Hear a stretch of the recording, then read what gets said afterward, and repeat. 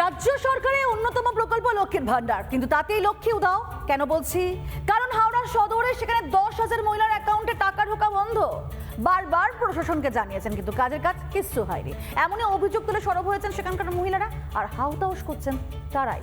দেখুন কি বলছেন তারা। ফর্ম ফিল আপ করে জমা দিয়েছি, ডকুমেন্টস দিয়েছি, সব কিছু। এখনো পর্যন্ত আমার অ্যাকাউন্টে টাকা আসে না। মুখ্যমন্ত্রীর কথা আর কাজ দুয়ের মধ্যে যে বিস্তর ফারাক তা হাওড়ার ছবিতেই স্পষ্ট। যতদূর চোখ যায় সরকারি দপ্তরের সামনে মহিলাদের শুধু লাইন আর লাইন।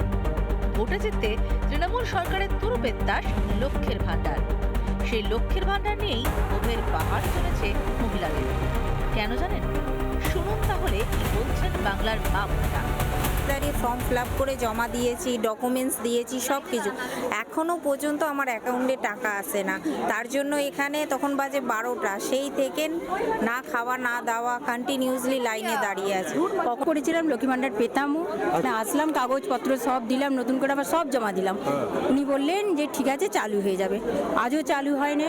তখন বললেন অপেক্ষা করো, আমি 10 বছর হলে 10 বছর অপেক্ষা করুন, যেদিন দেবে সেদিন পাবে। এটা লক্ষ্মীর ভান্ডারের টাকা হঠাৎ বন্ধ। সংখ্যাটাও নেহাত কম নয়।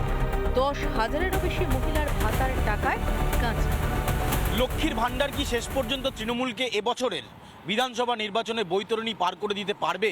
লক্ষ্মীর ভান্ডারে আরও 500 টাকা করে বাড়িয়ে দেওয়ার যে ঘোষণা ভোটের আগে চমক দিয়েছে বলে মমতা বন্দ্যোপাধ্যায়ের সরকার, এমন যে একটা বাতাবরণ তৈরি করা হয়েছিল, এখন সেই লক্ষ্মীর ভান্ডার নিয়েই বিভিন্ন জায়গায় অভিযোগ উঠছে। দপ্তরে দপ্তরে ঘুরেও মেলেনি সমাধান।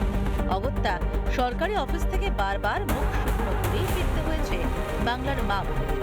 তাহলে কি ভোটের আগে ভাতার টোপ দিচ্ছে রাজ্য?